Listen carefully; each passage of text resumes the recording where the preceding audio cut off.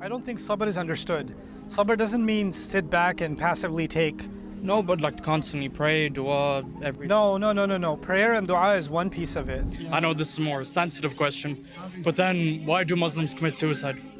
Good question. Why does any human being commit suicide? Because Allah didn't just say He doesn't burden a Muslim. He says that He doesn't burden anybody beyond their limit, right? So the larger question is, how do people die out of pain?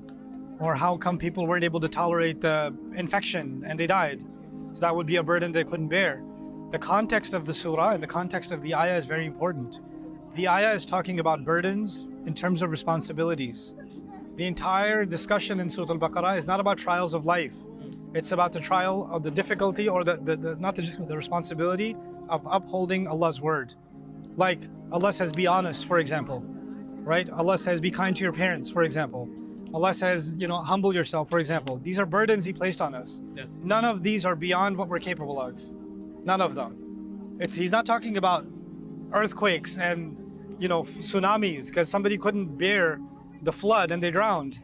Yeah. Right? And somebody couldn't bear the psychological, hell that they were going through when they committed suicide or whatever, right? So it may be a psychological disorder. So would they go to hell or? There's no way for us to say. We don't know the actual cause.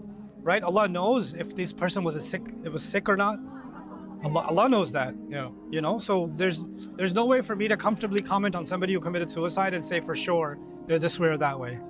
Okay, but then what advice would you give to somebody, like, just because the advice I hear is just have sabr, but there's only so much sabr somebody can take, you know what I mean? So I think sabr I don't think sabr is understood. Sabr doesn't mean sit back and passively take. No, but like constantly pray, dua, every. No. Prayer and dua is one piece of it, but versatility and agility is another piece of it. For example, if you're being, if a person is being verbally abused, right? And then the advice is not just make dua, because the problem is not the weather or the skies or the earth. The problem is another human being. So deal with that problem. Hey, you can't talk to me this way. I don't want to be spoken to this way. I won't have this anymore, right? You have to confront a problem. That's not a spiritual problem. That's one's inability or unwillingness to actually deal with the problem in front of them and then blame that on God and say, no, it's God didn't give me enough sabr. No. You have a confrontation problem. You're avoiding conflict or you're avoiding a difficult conversation, and then you're saying this is a trial. You don't get to do that. Okay. Right? You have to face whatever it is you need to face. Allah says, "Qulu qawlan sadida," speak straightforward, right? A lot of times it's very difficult to speak to people that we are hurt by, or we're intimidated by them, right? And what the Quran is teaching us is, "La nakhafu fillahi lawmata la'im." We're not afraid of the criticism that will come our way when we're speaking the truth. So long as you know you're being truthful, then speak it. Okay. Okay? That is the sabr. Actually, look at Surah Al-Asr. وَتَوَاصَوْا بِالْحَقِّ وَتَوَاصَوْا بِالصَّبْرِ. They counseled each other to the truth and then counseled to sabr. Meaning, you only need sabr when you're going to confront somebody truthfully. It's not sit there quiet, take the insults and take the abuse and have sabr.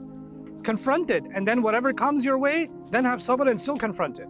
Okay. So it's actually, people have taken sabr to have a passive meaning, and in the Quran, sabr has a very active meaning, right? Experience the beauty of Islam and bring happiness into your life with our app One Islam TV. You will have access to a wide variety of interesting documentaries, inspiring lectures, and so much more. Download One Islam TV from the Apple or Google Play Store today.